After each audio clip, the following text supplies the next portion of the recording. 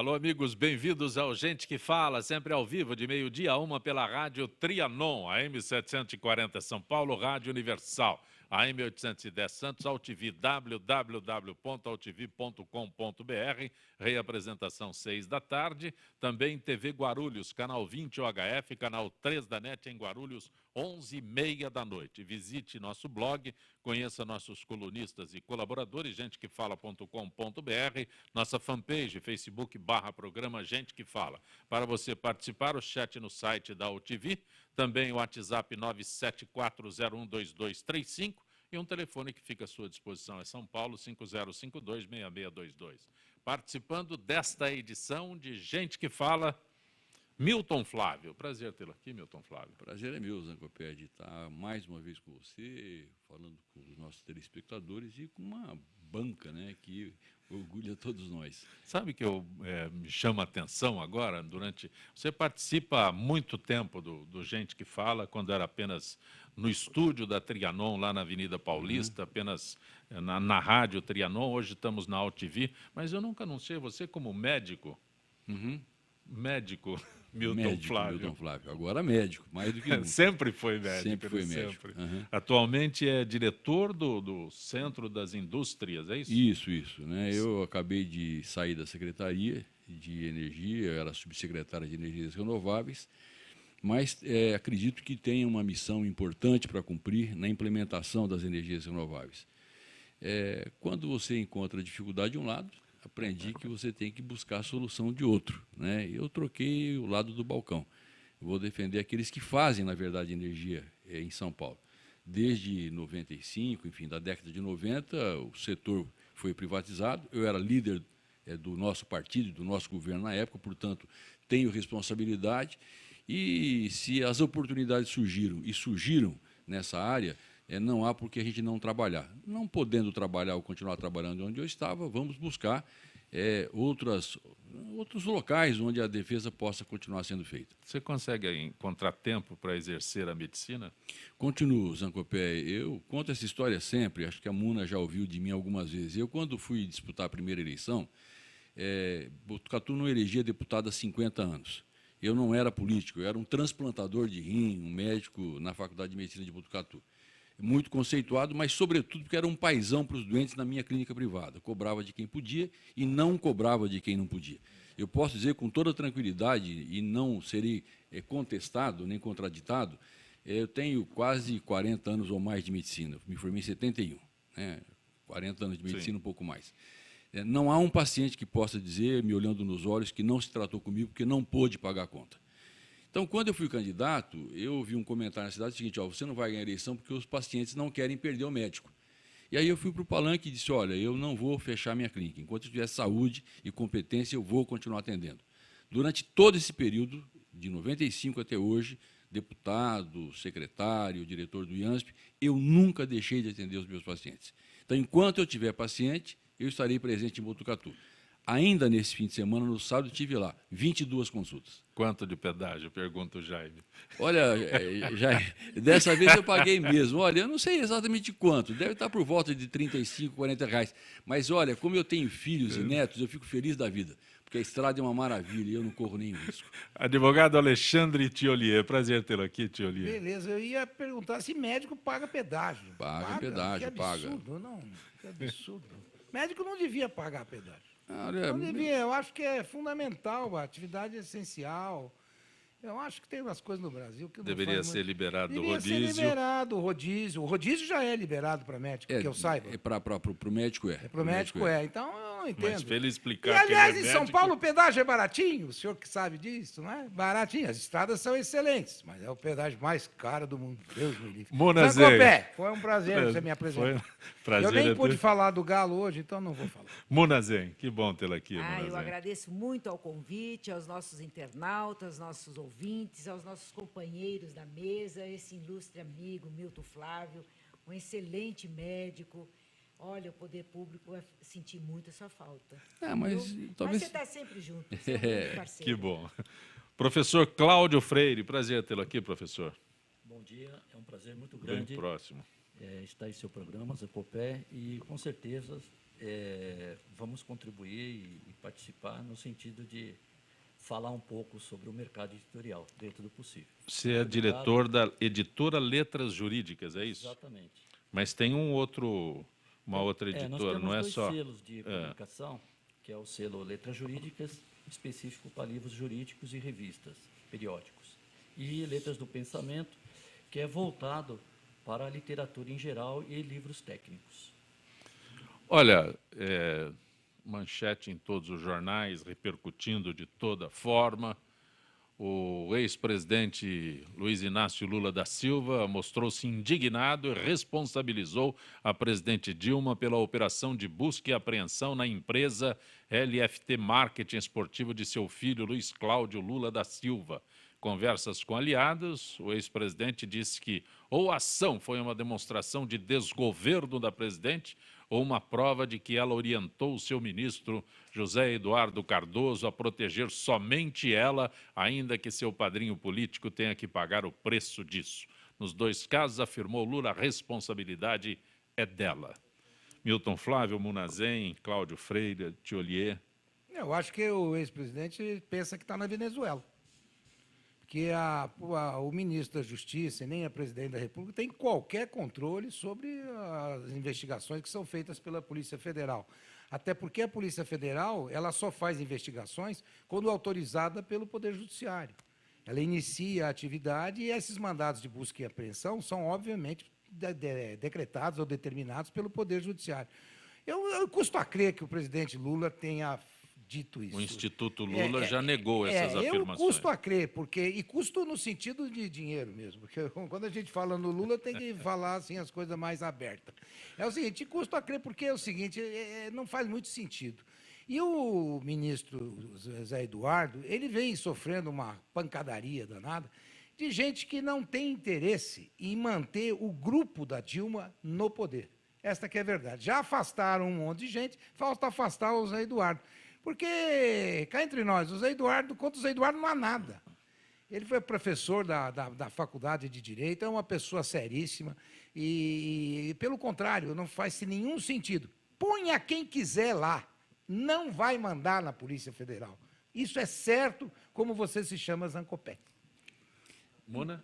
Bem, eu também não acredito que o ex-presidente Lula tenha falado isso e acho que qualquer brasileiro está sujeito a isso. E quem não deve, não teme. E acho que também o nosso ministro, que eu trabalhei muitos anos com ele, uma pessoa seríssima, honrada, e que não tem ingerência em relação à Polícia Federal. Por isso, eu não acredito que o nosso ex-presidente tenha feito essa fala, que é uma fala contra ele, inclusive. Olha, eu divirjo, né? Acho que eu acredito em Papai Noel. Eu tenho convicção que o Lula falou isso, porque ele é destramelhado. Ele, em particular, ele não segura a sua língua, e é provável que ele tenha falado, as pessoas ouvem, adoram ser notícia ou ser fonte para jornalista e deve ter vendido essa notícia, passado para frente. E é claro que ele vai desmentir. Por quê? Porque o Lula acredita que isso possa ser feito. Fez a vida inteira. Enquanto ele pôde, ele controlou, ele manipulou, transgrediu. E, nesse momento, eu só sinto porque ele vê a sua família envolvida, os 2 filhos, noras, mas isso é uma irresponsabilidade. Eu tenho dito reiteradamente, ao longo da minha vida, Zancopé, que o homem público ele precisa preservar a sua família. É a coisa mais importante, que ele não pode contaminar com os vícios da política. E, infelizmente, o presidente transformou os seus filhos em empresários bem-sucedidos. Quem cuidava era, sei lá, guia no zoológico, de repente virou um fenômeno da economia. Claro que isso, o tempo todo, gerou suspeitas. E esse contrato em particular, eu te olhei desse bem, quer dizer, foi uma juíza federal de Brasília. Sim, claro, que determinou a investigação. Por quê? Porque ela acha muito suspeito que uma empresa que não tem funcionários, que não tenha pago durante todo o tempo para ninguém trabalhar com ela, que trabalharia eventualmente com eventos esportivos, tenha recebido o que recebeu, né? Posso dar mais por um aquilo argumento? Que não fez. Só para completar, Claro. Tiolia, e as informações que eu tenho, circunstancialmente, hoje um passarinho verde me contou, que essa coisa vai muito mais longe. Bico vermelho? Bico, não era de bico vermelho, rapaz, é de bico de aliado. Dizendo que, eventualmente, esse pagamento não se fez apenas para o filho do Lula, mas que, se a gente for procurar na última campanha, tem muito carro de muita localizadora, ou melhor, de muita operadora, que foi cedida gratuitamente à campanha do PT por conta desse, eu não digo favorecimento, essa preocupação que o presidente sempre demonstrou para os bons negócios no setor automobilístico. Só gostaria de lembrar que, quando o Lula foi presidente, o ministro da Justiça era o Márcio Tomás Bastos. E havia forte crítica sempre com relação à Polícia Federal, que a Polícia Federal estava descontrolada, que o Márcio não controlava a Polícia Federal. E não consegue controlar mesmo, essa que é a verdade. Ainda bem, né? Lógico, por isso que eu estou dizendo. A se confirmar essa declaração, ela cai bem na Venezuela, onde um promotor público, ao emitir uma nota contrária aos interesses do governo, dizendo que um preso político, e lá é preso político mesmo, da oposição, não fez o que dizem que foi feito, ele tem que fugir do país. Então, aqui no caso, não faz muito sentido, até porque o Lula sabe, o Márcio Tomás Bastos sofria muita crítica, inclusive críticas violentas até dos advogados, porque a Polícia Federal, naquela época, avançava dentro dos escritórios da advocacia, coisa que nem na época da ditadura militar não ocorreu. Nós estamos num novo momento, eu acho que nós estamos começando a consolidar a democracia nacional, eu acho isso muito rico, é dolorido, mas é muito rico. Imagina que nós, há anos atrás, imaginávamos algum presidente de alguma construtora empreiteira como essas, poderosas, internacionalmente, algum deles preso. Então, isso está acontecendo. E o mensalão? Sim, então... Também, o Brasil vem mudando há tempo, é pessoal que não percebeu. Está mudando, isso faz com que Professor, as na pessoas verdade, respeitem o gato a subiu coisa no telhado, pública né? como coisa pública e não como coisa nossa. O gato subiu no telhado e, logicamente, as famílias brasileiras têm uma expectativa em relação a essa situação política, econômica, principalmente da corrupção, e quer uma resposta. A resposta começou a chegar. Eu acho que aqueles que são os verdadeiros envolvidos, que realmente têm a responsabilidade de prestar conta com o país, começaram a aparecer. Por que não apareceram antes?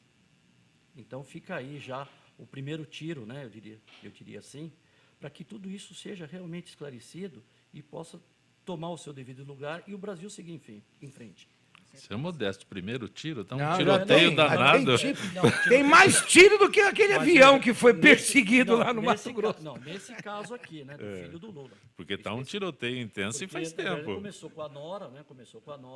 É recente. É Né? recente, é um primeiro Esses tiro nomes, que veio atingir realmente o presidente. esses nomes que estão sendo citados são recentes, né? Como disse o Milton Flávio, em cima dessa turma você aqui, né? preservar a família foi preservada até agora. Porque, sabe por quê? Eu imagino que, mesmo nesse caso em particular, a figura de um ex-presidente, seja ele quem for, é sempre motivo de preocupação. Ontem eu assisti o Fernando Henrique Cardoso no Roda Viva. Gostei mais ou menos da entrevista. Você tem obrigação de gostar. Não tenho não. Eu gostei da entrevista, ele é um indivíduo absolutamente preparado, mas, na minha opinião, podia ter avançado um pouco mais, podia ter feito propostas mais consistentes em alguns momentos, sobretudo quando pressionado pela Eliane Cantanhede, na minha opinião, não respondeu de forma efetiva, como eu gostaria que ele respondesse. Desejo meu. Mas, de qualquer maneira, ele foi perguntado... Por isso que eu te respeito. Outros já estariam... Eu sou tão professor da universidade quanto ele, só não sou sociólogo. Né? Mas, de qualquer maneira... Que sorte! Ele foi perguntado se, tanto quanto ele disse que a Dilma era honrada, se ele diria que o Lula também é honrado, a honra pessoal, porque numa entrevista que ele deu a um jornal alemão, ele disse isso. Ele reafirmou, mas antes disse uma coisa importante. Ora, eu sou um ex-presidente do Brasil, você não queria que eu dissesse no exterior para um jornal absolutamente respeitado mundialmente que a nossa presidente não era honrada. Quer dizer, como se dissesse, ainda que fosse, eu não diria isso. Por quê? Porque isso colocaria o Brasil de joelhos. Mas logo depois ele falou, mas eu acho que ela é honrada. Mas eu acho que ela pessoalmente é honrada mesmo. Eu também penso que ela é honrada. Agora, o problema que eu digo, Zancopé, para quem e a Mona vai agora se envolver na política, o problema de você conviver com a política é você se preservar e preservar a sua família. Porque mesmo quando você é honrado, pessoalmente, quando você não se locupleta, quando você não se beneficia individualmente, em muitas circunstâncias, pressionado pelas evidências, pelas circunstâncias, você acaba concedendo. É o que pode ter acontecido com a presidente. Quer dizer, eu acho que ninguém consciente, ninguém maduro, sensato, acredita que a Dilma enriqueceu no poder. Mas eu não tenho nenhuma dúvida que ela permitiu que a sua campanha fosse irrigada com o dinheiro da corrupção da Petrobras. Futura Deus pertence. Vamos ver. Vamos ver se ela então- sair dando palestra por aí, a gente já sabe que o dinheiro está voltando. Já sabe que o dinheiro está voltando. Um outro assunto é sobre educação. Reformulação das escolas da rede paulista por ciclos de ensino envolverá a entrega de ao menos 94 unidades atualmente ocupadas por estudantes. Dessas, 66 serão repassadas para as redes municipais ou aproveitadas como creches ou unidades de ensino técnico. A gestão Alckmin decidiu dividir os colégios estaduais de São Paulo por ciclos de ensino em um plano que fará com que cerca de 340 mil alunos mudem de escola no ano que vem. Muna. Eu acho que toda a discussão deve ser feita com os interessados, com os professores, com os familiares, com os alunos, com os educadores. Então, isso está trazendo uma indisposição muito grande, um movimento forte, não é? Então, eu acho que essas medidas que vêm de cima para baixo, sem um acúmulo de discussão, sem uma participação dos interessados, cria uma indisposição como essa. A tese às vezes é boa, porém, a forma como foi colocada que está criando essa grande indisposição, essa insegurança, essa insatisfação com os familiares. Professor. Na verdade, a mudança, no meu ponto de vista, ela implica essa discussão, mas uma mudança a gente só vê o resultado a médio e longo prazo. Eu acredito que a educação em São Paulo, ela já, nos anos passados, já fez uma alteração desse tipo, já fez uma mudança desse tipo. Me parece que houve resultados positivos. Agora, é lógico, esperar. Eu tenho uma notícia até interessante sobre o assunto, que já há alguns anos atrás, a quantidade de matrículas para as séries iniciais começou a diminuir muito, porque o nosso crescimento hoje não é tão grande como no passado. Então, aquelas primeiras séries iniciais começaram a ter vagas sobrando. Então, você precisa reajeitar isso. E o governo, lógico, ele está tentando readequar o planejamento dele. Agora, nós só podemos ver o resultado dessa mudança talvez mais a médio e longo prazo. Eu acredito que a coisa vai ser positiva, porque o fato de você tirar um aluno de um lugar e colocar no outro, e depois colocar na mesma faixa etária, isso é produtivo. Não, mas o que ela está colocando Sim. é o seguinte, não está sendo feito de forma transparente, a impressão que está ficando. Porque eu conheço vários professores da rede estadual que eles não sabiam nem que isso ia acontecer. Então, a coisa, vamos dizer assim, eu detesto a palavra coisa, mas ela sai, né? Acabou acontecendo, eu detesto. Que vá a coisa mesmo. A coisa acabou acontecendo de uma maneira que parece que não houve transparência, não houve discussão com os professores, com os agentes. Eu vou dizer, eu não tenho a menor condição de dizer se isso é bom, se isso é mal, mas o que me parece é que tudo que é feito meio... É igual essa lei de zoneamento aqui no município, aí, com esse maldade. Junta lá um povo, lá, ninguém presta atenção, ninguém está falando, prossegue tudo, para dizer que houve. Então, a grande pergunta que fica é essa, precisa trazer um professor aqui para ele dizer para você se isso... Uma mãe que está insegura, que tem um filho e uma filha, os dois estudavam próximos, um vai para um lado, o outro vai para o outro lado. Isso. Gente, nós estamos num momento muito delicado, e a educação é para incluir, a educação é para garantir o aluno dentro do espaço institucional, não é para liberar esse aluno. Qual é o controle dessa família, da comunidade, em relação a essa criança que vai para um outro espaço, para um outro território, do qual, às vezes, ninguém nem sabe quem é ele.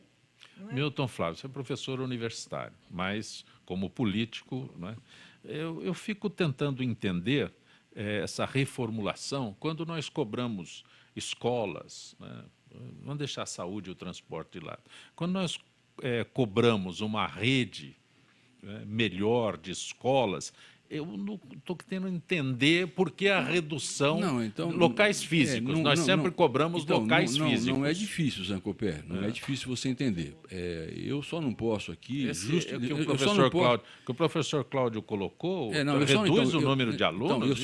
Mas é verdade. Isso assusta. Não assusta, não. As crianças estão fugindo da escola, está nascendo menos. É isso, é só você ler o livro da Miriam Leitão e ver qual é a progressão demográfica e qual é a projeção que nós temos.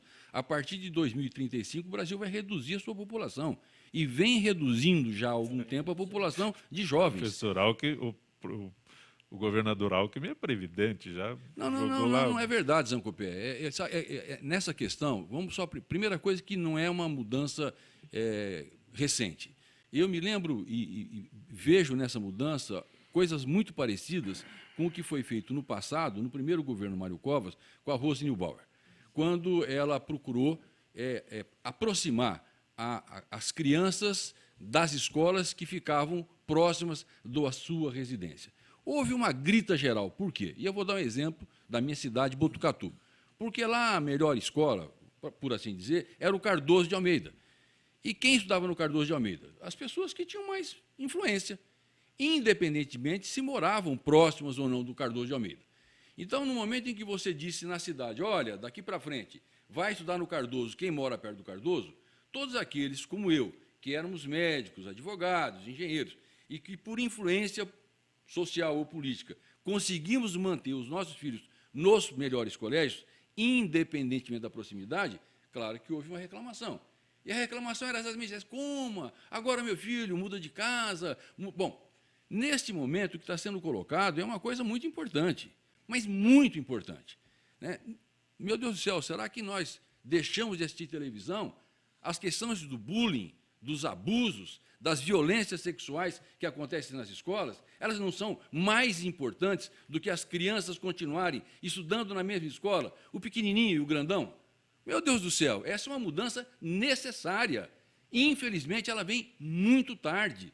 Há muito tempo, as nossas crianças deveriam estar separadas nas nossas escolas por faixas etárias, até por interesse. Eu estudei na mesma, desde pequeno na mesma escola, com grandinho, com pequenininho. Pois é, e não tinha esse tal de bullying, a gente resolvia no tapa mesmo. Pois é, mas naquele tempo você... Veja bem, Tioria, essa é uma questão. Outra, né? Muitas coisas mudaram com o tempo. E naquele tempo, nós tínhamos a observação e o carinho do profissional. Não, Mona... Eu sou filha de árabe. Então, veja bem, eu aprendi o árabe antes que o português. Então, evidentemente, que minhas coleguinhas, meus coleguinhas de escola, o meu sotaque era um sotaque que chamava atenção. Portanto, eles brincavam. Mas como os professores tinham uma sensibilidade, sabe?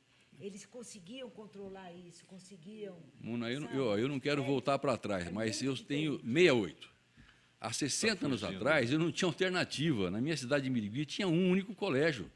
Então, um único colégio estadual. Nós tínhamos que conviver com todo mundo, não havia outra possibilidade. Hoje, não. Então, só para colocar um dado importante, a população infantil e a população de jovens vem caindo de maneira progressiva. Nós temos menos alunos nas escolas, não é por acaso, é porque tem menos alunos vivendo em São Paulo, vivendo no Estado de São Paulo, ou sendo produzidos no Estado de São Paulo. As famílias não têm mais filhos. A idade... É só abrir Bolsa Família aqui também. Também. Se você abre pegar, mais a Bolsa se você Família pegar, em São Paulo, vai nascer Zancopé, um monte de filho. Na França, provavelmente você não faz escola há 50 anos. Né? Então, o que está havendo hoje é um rearranjo necessário. Eu não tenho nenhuma dúvida que trará resultados positivos. Se deveria ou se poderia ter maiores conversas, sempre pode e sempre merece muita discussão. Agora, o que você não pode usar como defesa é o que tem usado a POSP. Mas vai despedir gente. Olha, se sobrar professor, vai sobrar professor. As escolas não estão sendo fechadas, elas estão sendo disponibilizadas, inclusive para a creche, que é uma carência muito grande de todas as grandes cidades do Brasil. Ora, por que você vai manter uma escola subutilizada se ela pode ser melhor utilizada numa outra função? Eu não vejo dificuldade. Eu só acho o seguinte: o critério de estar irmãos na mesma escola ou proximidade da casa é tudo o que não vale a pena ser considerado quando você faz um projeto de educação para um país chamado Brasil. Cláudio Freire. Veja, e a nossa educação, ela vem passando há muitos anos, né, por um processo de descaso, né, pelo setor público. Agora, a gente vê que muita gente cobra uma ação do governo. O governo vai, toma uma ação e o povo vai contra. Só que não tem resultado ainda. Mas eu acredito, e sou favorável à posição do Milton, que isso vai trazer um resultado muito grande para a educação de São Paulo. Mas é a forma. Nós temos outros estados como Minas, né, que tem um modelo de educação muito bom. Nós temos outros estados, se não me engano. E outros países, né, Cláudio? E outros países é só ver também. o que está sendo feito Então, no mundo. Eu acho que a gente tem que buscar essa mudança, por mais que ela seja arriscada, tem que haver atitude de alguém. Mas porque senão não vai funcionar. O país vai ficar aí sempre esperando o quê? Acontecer um milagre? Tem que melhorar o salário do professor, tem que fazer revisão dos professores, que os professores que estão ensinando nada sabem. E se não sair, tem que sair da carreira, tem que aumentar o salário do professor, porque esse salário é indigno. E tudo bem, aí por aí vai. Mas essas discussões, eu volto à posição. Para mim, eu não tenho nem como discutir esse assunto. Mas eu acho que não foi com a transparência necessária. Porque eu conheço 2 professores da rede estadual que não sabiam de absolutamente nada. E professores de escolas aqui em bairros, não é lá na periferia de São Paulo, ou em Birigui, ou não sei aonde. É aqui no centrão mesmo, aqui na região. Eu acho que a mudança até pode ser boa, porém, a construção dessa mudança tem que ser com os professores, com os educadores, com os familiares, com os estudantes, com todos. Porque hoje não se aceita mais, nos dias de hoje, alguém colocar uma coisa de cima para baixo. Cria essa muvuca que está colocada, cria essa indisposição que está colocada. Isso não é bom. É fundamental essa construção, essa transparência, não é? Porque todos se envolvem e todos podem decidir pelo rumo da educação no Estado de São Paulo. Nada contra o que a Mona disse, né? Acho que isso aí é básico, né? Ela está dizendo uma coisa que nós precisamos aprender. Eu tenho dito que as pessoas escutam as ruas, mas não ouvem as ruas.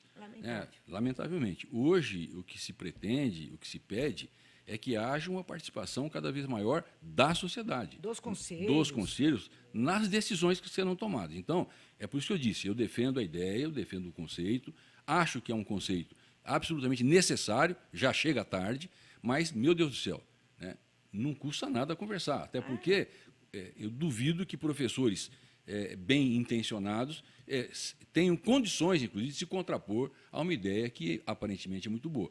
É compartilhar, é discutir, é explicar e é tranquilizar, porque tem muita gente angustiada, até sem razão nenhuma, por não saber o que pode acontecer. Perfeito. E outra, aquela escola do passado que nós, podemos dizer, nós estudamos, né? Nós queremos aquela escola. Eu acho que a busca é em cima disso, uma escola de qualidade, onde o aluno realmente possa aprender. Porque hoje a qualidade de ensino... Viu, Cláudio, eu só faço uma restrição, aliás, 2 restrições que eu queria fazer. A primeira é que há um custo muito alto, né? E que aí eu diria que é um custo que vem sendo enfrentado por todos os governos, desde a Itamar Franco, pelo menos, que é de universalizar a presença do nosso jovem na escola. Isso é um trabalho continuado, cujos resultados ainda são pífios, né? Quando você olha, é lamentável o pouco que nós avançamos. É a primeira coisa, né? E a outra questão que tem sido colocada é que também, e o tio Lico falou bem, eu vi um exemplo, de novo vou citar Miriam Leitão, eu estou lendo o livro agora, ela faz um paralelo, alguém disse para ela um paralelo, que é o seguinte: se há 100 anos atrás você tivesse congelado um professor e um médico, né, e descongelasse hoje, o médico não teria coragem de entrar no hospital. Por quê? Porque aconteceram tantas mudanças que ele é incapaz de exercer a sua profissão. Eu acho que vale para todas. Não. O professor não. Ele entra na aula, pega o gizinho dele... Não, aí que está o erro. Mas é que está É aí que está o erro. Exatamente. Este gizinho é que é o erro. Porque hoje nós queremos o aluno dentro nós da queremos escola diferente, com qualidade, nós queremos atualizado. Não é porque é filho de pobre que não vai saber Isso, usar um por aí. computador, Tio não Diego, vai se aperfeiçoar eu na não estou defendendo, tecnologia. estou dizendo o que acontece. Exato. Não vai ter uma Não boa mudou nada. merenda. Na verdade, mudou nada. eu tinha um professor, amigo, autor, inclusive renomado na área de ciências, ele dava muitas palestras pelo país, E eu acompanhava sempre, na época da Saraiva, da editora Saraiva, ele dizia assim, que nós temos 2 tipos de professor, aquele que ensina e o bandido pedagógico. Aí é triste. Entendeu? Então, Ué, quer mas é dizer, a pura eu acho verdade. que nós queremos aquele professor que ensina. Ensina, é O verdade. que ensina, E sem volto ali, dúvida mas alguma. só para concordar Mas por quê? contigo, se você puser, em que pese a necessidade da gente transportar tudo que existe nas escolas privadas para a rede pública de ensino, iPads e contra-iPads, esse negócio todo, a verdade é só, um bom professor, ele precisa somente de um giz e um quadro negro, porque ele faz o aluno ficar fechado e atento na questão. Esse é o excelente professor. Havia um aí famosíssimo, né? Me deu um quadro e um giz, que eu dou aula. Como toda terça-feira, hoje a participação da Associação dos Funcionários Públicos do Estado de São Paulo. Gisele Souza, boa tarde, Gisele. Boa tarde, Zancopé. Boa tarde aos debatedores e aos ouvintes do Gente que Fala. Gisele, o Instituto de Assistência Médica ao Servidor Público Estadual recebe diariamente pacientes que buscam tratamento por causa de obstruções nas artérias e outras doenças causadas por má alimentação, tabagismo e falta de atividade física. Gisele, como esses fatores de risco agem no organismo? Então, Zancopé, os maus hábitos alimentares provocam um acúmulo de substâncias gordurosas no sangue, elevando o nível de colesterol ruim no organismo, o LDL. Esse tipo de ocorrência, segundo o diretor dos Serviços de Cirurgia Vascular do Hospital do Servidor Público Estadual, senhor Roberto Sarciloto, não provoca sintomas, porém está intimamente ligado à obstrução do fluxo sanguíneo nas artérias, podendo desencadear doenças como infarto agudo do miocárdio e acidente vascular encefálico, que colocam o paciente em alto risco de morte. O médico também chama a atenção para o colesterol bom, o HDL, que tem a função de proteger o sistema cardiovascular. E explica: tão ou mais importante que a redução dos níveis de colesterol total é manter uma boa proporção entre essas 2 frações, de forma que haja menos colesterol ruim e mais o bom. Gisele, quais os tipos de alimentos devem ser evitados para se manter longe do problema? O aumento do colesterol ruim, em alguns casos, pode surgir por fatores genéticos, situação em que a adoção de medicamentos se faz necessária. No entanto, apenas o médico, com a ajuda de exames laboratorial, pode confirmar o diagnóstico e prescrever o tratamento adequado. Para manter a circulação sanguínea saudável, é preciso reduzir o consumo de alimentos ricos em gorduras animal, como carnes vermelhas, leite e seus derivados, além de embutidos. É importantíssimo também evitar o sedentarismo, que leva ao excesso de peso, e o tabagismo. E o diagnóstico? Este é confirmado pela dosagem de colesterol e suas frações no sangue, além do triglicérides, outros tipos de gorduras presentes no sistema circulatório. Você pode orientar sobre o tratamento também? Os cuidados com o paciente sempre devem ser feitos sob supervisão médica e nutricional, combinado com reeducação alimentar, atividade física regular e medicamentos quando necessário. Uma alimentação que privilegie o consumo de peixes e aves sem pele, leite e iogurte desnatados, queijos branco, cereal, vegetais, frutas e óleos vegetais, como o de canola e o azeite de oliva. É essencial porque todos esses alimentos contêm ativos funcionais que são capazes de prevenir e reduzir o risco de doenças. Gisele, agradeço mais uma vez tua gentileza com o nosso Gente que Fala. Uma boa tarde, Gisele. Boa tarde, Zancopé, e boa tarde aos nossos ouvintes do Gente que Fala. Gente que Fala retornará em instantes.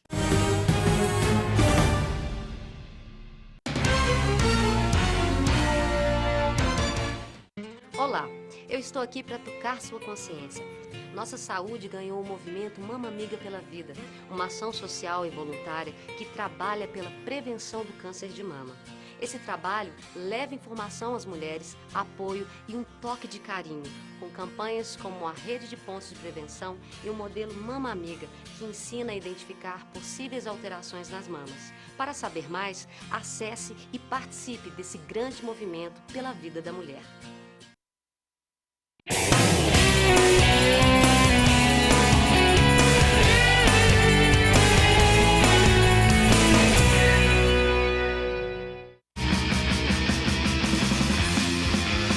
Alô, amigos, eu sou o Zancopé Simões. Acompanhe Gente que Fala de segunda a sexta-feira ao meio-dia pela AltV, www.altv.com.br, a sua TV da internet, e na Rádio Trianon, AM 740 São Paulo. Programa Gente que Fala, com as principais manchetes do dia, informação, prestação de serviço e tudo o que acontece no Brasil e no mundo pela ótica de convidados sempre muito especiais que proporcionam a oportunidade de conhecer as várias faces da notícia. Gente que Fala, de segunda a sexta-feira, meio-dia. Espero você.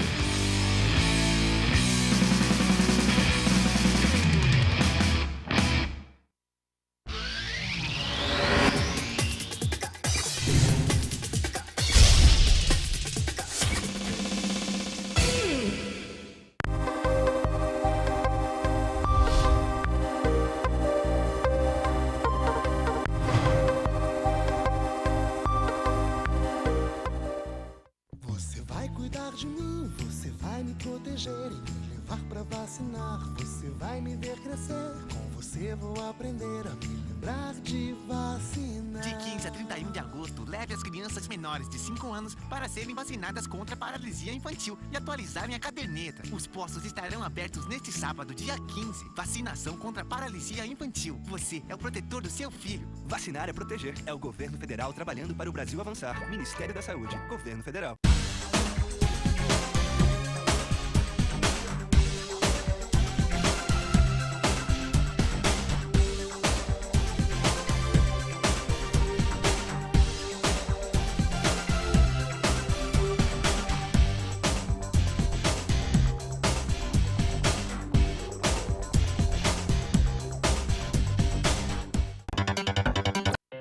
Na última década, os transplantes de órgãos cresceram 84%. As cirurgias cresceram 619%. E os atendimentos de urgência cresceram 627%.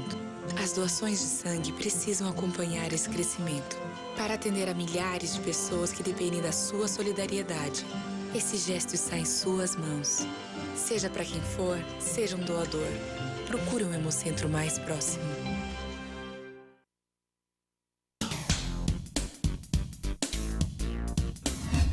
Eu sou Cláudio Longo. Eu, Paulo D'Angelo. E eu sou Tarso Gouveia. Nós apresentamos todas as terças-feiras, às 9 da noite, aqui na altv.com.br, o Família Palestra TV, um programa esportivo onde você sabe de tudo sobre o Palmeiras, aqui na TV da internet.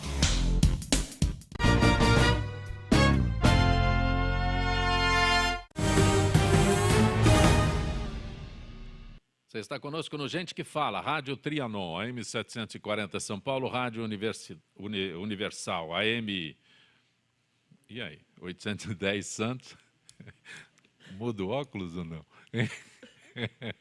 AltV, www.altv.com.br, reapresentação 6 da tarde, também TV Guarulhos, canal 20 UHF, canal 3 da NET em Guarulhos, 11h30 da noite. Acesse nosso blog, gentequefala.com.br, nossa fanpage, Facebook/programa Gente que Fala. Se tiver um vacilo desse numa cirurgia, Milton Flávio, tadinho. Era uma vez um paciente. Eu brinco, Tirico. Às vezes, o motorista que trabalhava comigo, ele dizia, doutor, mas eu só errei a rua. Eu dizia, se eu errar a rua numa cirurgia, eu mato o paciente. É assim mesmo. Se errar essa linha aqui, não pode. Um você paciente imagina você tirando menos. um rim e confundir a artéria com a veia. Milton Flávio, atualmente é diretor do Centro, avenida, né? do Centro das Indústrias do Estado de São Paulo, o jornalista Munazem, o advogado Alexandre Thiolier e o professor Cláudio Freire, que é da editora Letras Jurídicas. Trouxe vários exemplares aqui de letras jurídicas. Um deles chama atenção, é sobre, como é que é, eleições, tudo mais, processo, recursos, do Tito Costa. Direito eleitoral e direito administrativo. Nossa, o Tito Costa... São 2 lançamentos, né? Sim. Atualizados de acordo com o novo CPC. E teremos agora, na quinta-feira, dia 29, o lançamento na OAB em São Paulo, lá na Rua Maria Paula. Convidamos a todos, né, que ele está presente. Agradecemos. É um autor renomado, é um clássico, né, da nossa literatura jurídica. Tito Costa, sem dúvidas, político, né? de... Exatamente. Foi fantástico. Deputado constituinte, prefeito de São Bernardo, enfim, exerceu aí várias atividades, né? Foi vice-presidente também da OAB. Excelente advogado. Excelente advogado, exatamente. E tem ainda sobre o Código de Trânsito Brasileiro, comentado e anotado, e ainda uma edição de bolso. É isso, pode chamar de bolso? Edição de bolso para os caras que andam de bicicleta levaram para poder ler. Porque os caras que andam de bicicleta não cumprem o Código Nacional de Trânsito. É verdade. O senhor que é bicicleteiro, leia o Código Nacional de Trânsito, o senhor vai verificar que o senhor tem que seguir a mão da rua. O senhor não pode vir na contramão. Esse é o problema. Está escrito lá que a lei, o Código Nacional de Trânsito, aplica-se a todos os veículos que estejam na rua.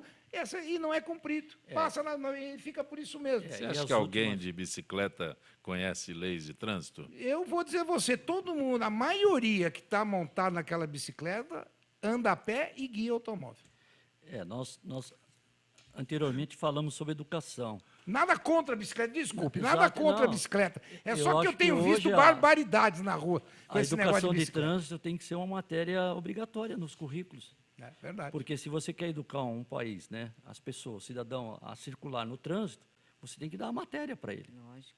Tem que formar logo no comecinho. Tinha uma Exatamente, escola antigamente aqui na Prefeitura Municipal de São Paulo, na CT, que era para crianças do primeiro ano, do primário, bem crianças mesmo, era de formação.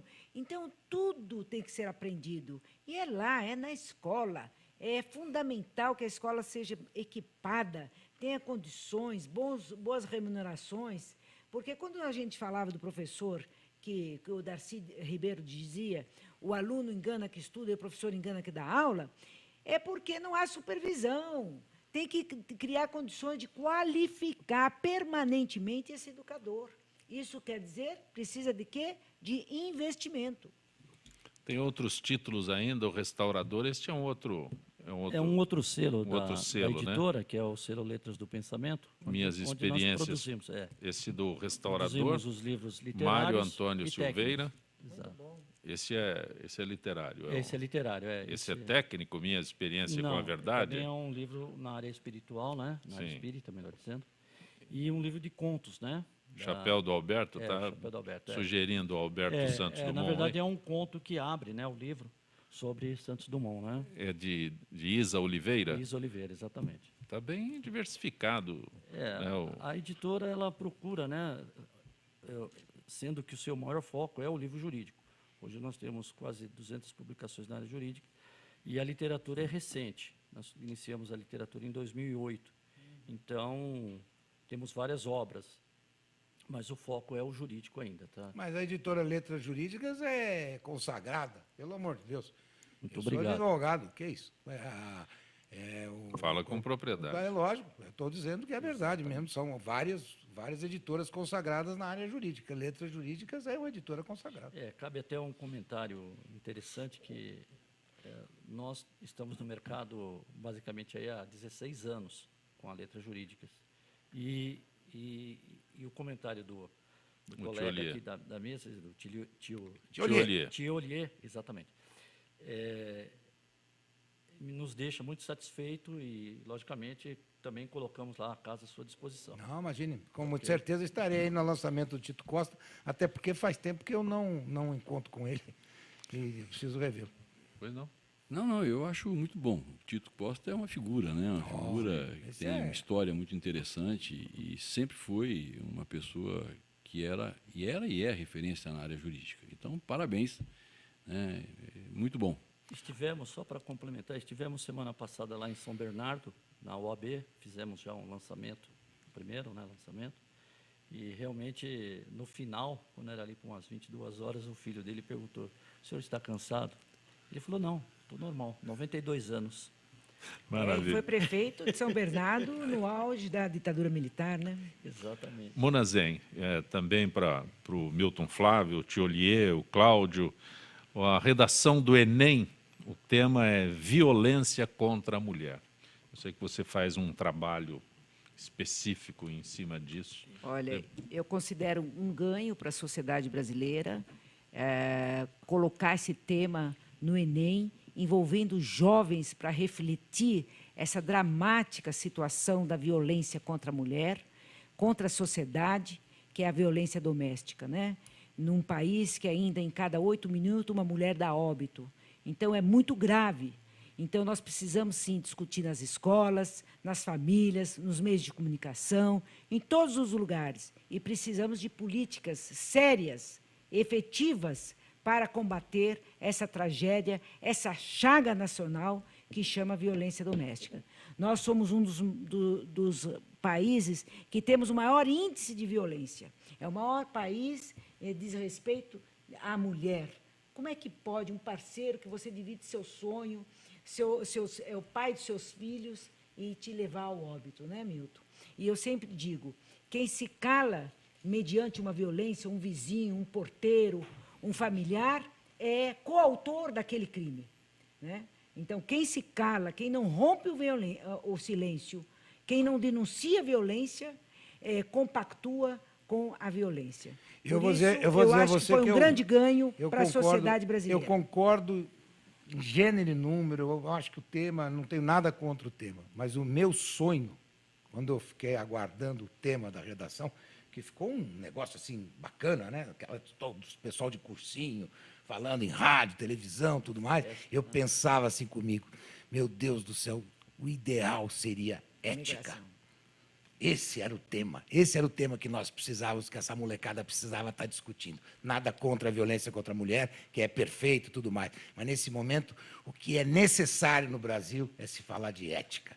Mas não se exclui, Mas viu? não exclui a violência, de jeito nenhum, pelo amor de Deus, não tem nada contra o tema. Mas eu estou falando do meu sonho, a minha expectativa, a minha vontade, era que a gente pudesse estar vendo essa molecada escrevendo sobre ética. Isso que Mas seria quem bacana. escreve sobre Violência da combate à mulher também violência escreve à sobre mulher, ética, claro. Fala sobre, precisa ter ética, porque senão você não enfrenta, porque senão você entende a violência, naturaliza a Não, violência. mas eu não sou contra o tema, eu só não, estou dizendo é o meu fundamental. sonho. O meu sonho. Você vai ter essa obra de Simone de Beauvoir, Segundo Sexo, vai ser, foi escrita, primeira obra da literatura acadêmica, em 1940. Mas você acredita nessa história que você não nasce mulher, você se torna Não tenho dúvida mulher? nenhuma, Jura é por Deus? fundamental. Eu não, eu Porque nasci homem. É porque uma sociedade inferioriza a mulher, exclui... Naquela época, mas eu você acho que nasce hoje está homem, tão próximo. Não, você tão nasce próximo. homem e nasce mulher. É. Porém, você não pode Não, levar meu lado essa feminino mulher... é lésbico, pelo você amor de Deus. Não pode reduzir... Faz isso comigo, não. Não pode Publicamente, reduzir essa mulher, subjugar essa mulher, desclassificar essa mulher e violentar essa mulher. Foram isso muitos não há dúvida, avanços, com mas relação ainda a isso. falta muito, né? Eu também Com queria certeza. concordar com a Eu quero Mona. parabenizar né? o programa, a gente que fala que trouxe tema. Eu acho que isso é uma questão muito importante e acho que o Enem, são milhões de pessoas que, nesse momento, tiveram que refletir para escrever sobre isso. E, seguramente, nessa reflexão, devem ter incorporado, solidificado conceitos que, eventualmente, podem fazer a diferença em sequência. Eu só queria destacar aqui, né, e a Mona falou muito bem da violência doméstica, para dizer que ela não é mais só contra a mulher, ela é contra os idosos também. Né? Hoje é um problema tão grave quanto o problema que a mulher enfrenta na sua casa, com o seu marido, ou com o seu companheiro ou companheira, porque hoje nós já temos famílias que não são de sexos diferentes, né? Mas me preocupa muito também, Zancopé, o que está se fazendo com os nossos velhos. Há muitos jovens que, na verdade, exploram os seus pais, os seus avós, manipulam, usam os seus recursos e, inclusive, maltratando-os, né? Não dando a eles, mesmo utilizando o seu dinheiro, nem aquele cuidado que seria adequado e necessário. Os mantém vivos apenas para que o salário continue chegando. Então, é uma questão grave e que tem que ser pensada, tem que ser avaliada e tem que ser acompanhada, porque ela é crescente. Nós vimos ainda há pouco que a curva demográfica no Brasil vem mudando, né? Nós temos menos jovens e cada vez mais idosos, a pirâmide ela já não é mais a mesma que era no passado, e esse problema vai se agravar, com o desemprego, inclusive. Milton Flávio, você que até recentemente era subsecretário de Energia Renováveis do Estado de São Paulo, o governo vai adiar o leilão de 29 hidrelétricas do dia 6 para provavelmente 25 de novembro, que pode comprometer uma arrecadação de 11 bilhões, com a qual a equipe econômica conta para reduzir o déficit deste ano. Por que esse adiamento? Olha, eu não sei exatamente as razões, mas a grande dificuldade que tem hoje, Zancopé, é saber quem é que quer colocar dinheiro bom em negócio ruim. A Dilma criou uma instabilidade enorme na área elétrica e hoje, sobretudo, os investidores internacionais não têm nenhuma disposição de colocar o seu dinheiro no setor elétrico brasileiro, porque não sabem o que vai acontecer. Se, de novo, essa presidenta... presidenta, né, como alguns dizem, né, se ela vai assinar... Está se traindo, hein? Está se traindo. Hein? Não, eu falei presidenta. Né? É um misto de presidente com anta. Né? Na verdade, a preocupação é que ela possa, numa canetada, desestabilizar de novo o setor. Então, o que acontece hoje? Né? Quem é que vai entrar nesse negócio se não tem a segurança jurídica? Não, é a perda do grau de investimento. Lamentável. Nós estamos numa situação muito complicada. Difícil. Muito complicada. E eu vou dizer uma coisa para vocês, o Zancopé, o Flávio, todos aqui da bancada. É necessário que se abra esse mercado de empreiteiras, porque isso é uma reserva de mercado para empresas nacionais, porque sempre tem um requisito no leilão que diz o seguinte: quantas obras você fez nessa metragem cúbica de concreto no país? Então, os estrangeiros não entram.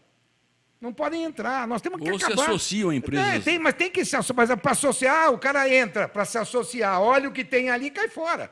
Porque eles estão sujeitos às leis lá dos Estados Unidos, por exemplo. Os americanos não vêm porque tem medo. Não pode se associar, por exemplo, a uma empresa que corrompe.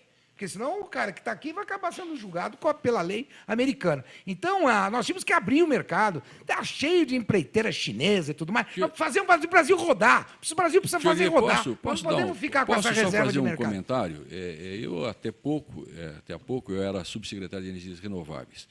E comemorei muito, Muna, porque São Paulo, que não era visto no passado como um estado que pudesse atrair investidores na área das renováveis, exceto na biomassa, vinha ocupando e ainda ocupa um lugar destacado nos leilões de energia fotovoltaica. Mas essa questão que o Teoria coloca é uma coisa muito importante. Né? Nós deixamos de ganhar no segundo leilão e eu responsabilizo e assumo um pouco da responsabilidade porque nós não fomos capazes de dar tranquilidade que outros estados deram aos investidores.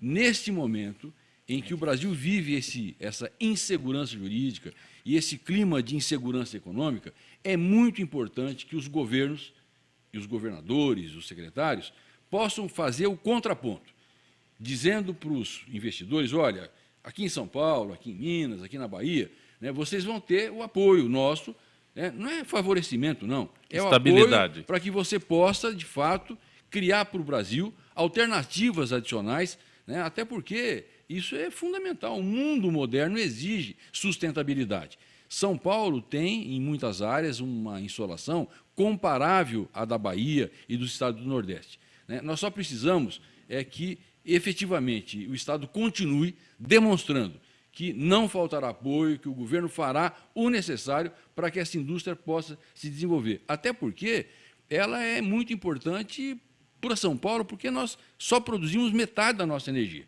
E essa é uma energia que pode ser distribuída. Você pode ter na sua casa, o Cláudio na sua, a Teoria na dele, a Mona na dela, né? E com isso, como na Alemanha, que tem quase 1 milhão de equipamentos disponíveis para a população. Né? E com isso, a Alemanha está podendo, nesse momento hoje, olhar, né, e dizer, olha, talvez a gente não precise mais utilizar a energia nuclear, que é uma energia importante, foi muito importante no passado, mas com riscos, né, sobretudo para fazer, ou para depositar, ou para... eventualmente guardar os seus resíduos. Mas olha, último assunto que eu quero colocar para você. O Tiolier, o escritório de advocacia de Tiago Cedras, filho do presidente do Tribunal de Contas da União, Haroldo Cedras, participou de 182 ações da instituição. Tiago foi citado na delação do empresário Ricardo Pessoa, dono da UTC Engenharia, como beneficiário de 1 milhão para resolver problemas no Tribunal de Contas. Então, esse é um grande problema que existe em todos os tribunais, não é somente no Tribunal de Contas. O desembargador tem filho, aqui no estado de São Paulo. Normalmente ele é advogado, e ele advoga no tribunal. Então, existe uma legislação, uma lei que proíbe que você possa advogar contra numa Câmara onde seu pai esteja, até no terceiro grau e assim por diante. Agora, evidentemente, se você está falando de tráfico de influência, não há lei que segure isso, meus caros amigos Zancopé. Não há lei, pode escrever o que você quiser. Não é lei isso. Isso aí é um problema diferente, isso é um problema de cara de pau, de vergonha, de safadeza. Quanto a safadeza... O tema da redação. É o tema da redação, ética, esse é o problema.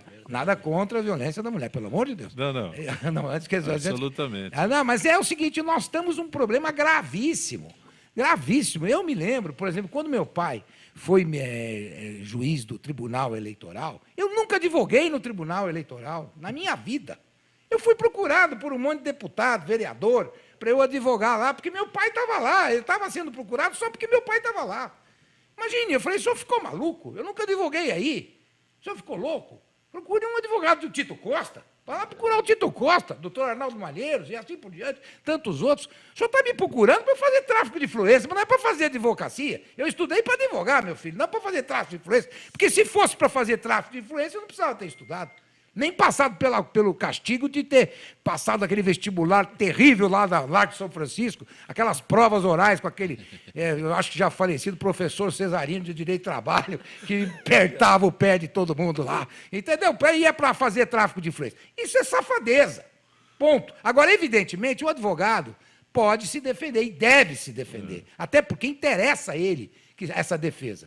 Eu, por exemplo, não advogaria no Tribunal Eleitoral, nem no Tribunal de Contas da União, se meu pai fosse do Tribunal de Contas da União. Agora, evidentemente, se é do Tribunal Superior Eleitoral, Superior de Justiça, do Supremo Tribunal Federal, tem que advogar, não tem jeito, porque eu vivo disso, eu escolhi esse trabalho. Agora, você tem que guardar as devidas proporções e separar safadeza, Sancopé. Não tem lei que segure safadeza, meu amigo. Isso não tem lei que segure. Grande abraço, grato por ter vindo ao nosso Obrigado a Gente você que e obrigado Fala. a todos aí. Obrigado pela aula aí da parte de energia aí, que eu não sabia. Munazen, agradeço Muito mais uma também, vez. Um grande prazer. E eu quero aqui aproveitar e cumprimentar todos os funcionários públicos amanhã do nosso Estado, da nossa federação, os municipais, todos que garantem a aplicação das políticas públicas. Milton Flávio, Eu sempre já agradável. agradeço os cumprimentos da Mona, funcionário público. Funcionário público. Somos aposentados, eu sou aposentado da minha universidade. Ganhou um feriado dia 30. Ganhei um feriado dia 30. Agora eu estou aposentado e tenho feriado sempre, né? Eu estava brincando. Eu saí da secretaria, Mona, 2 minutinhos. E eu comecei a trabalhar com 10 anos de idade em cartório. Estou com 68. Depois de 58 anos de idade, essa segunda-feira foi o primeiro dia que eu levantei e disse, olha, embora faça consultório, não tenho obrigação, não tenho chefe para me chamar a atenção. Um grande abraço, Zancopé, é um prazer estar aqui com essa mesa, onde a gente aprende muito, e é a oportunidade que a gente também tem de se expressar, de se colocar, e mostrar que nesse país tem muita gente séria pretendendo construir, né, um país melhor para nós e para os nossos filhos. Cláudio Freire, o lançamento do livro do Tito Costa. Mais uma vez, então... Repete para a gente. Dia 29, na OAB, na Maria Paula, na sede nova, né, da OAB, o lançamento das suas 2 obras, né, Recurso em Matéria Eleitoral e Responsabilidade de Prefeitos e Vereadores. Você tem um endereço que se possa acessar? Sim, pode acessar o site da editora, né, www.letrajuridicas.com.br. Cláudio Freire, agradeço a tua gentileza de participar do Gente que Fala. Agradeço o convite, agradeço aos membros da mesa e a todos um bom dia. Gente que fala tem a direção-geral do jornalista Fausto Camunha, a diretora de produção Zenilda Salvato, redação Raela Brandão, Pedro Esquiavão. Na pauta, José Carlos Sicarelli, produção cultural Ricardo Godoy. Na rádio Trianon, Benê, Cléo Rodrigues, Neildo Neres, Ricardo Valim. Na direção da TV Guarulhos, Fernando Mauro. Na direção da UTV, Alberto Luquete. Na técnica, James Eduardo, Marcelo Fontan, Sérgio Oliveira e Iago Matsumoto. Estaremos de volta amanhã, meio-dia. Gratos, até lá.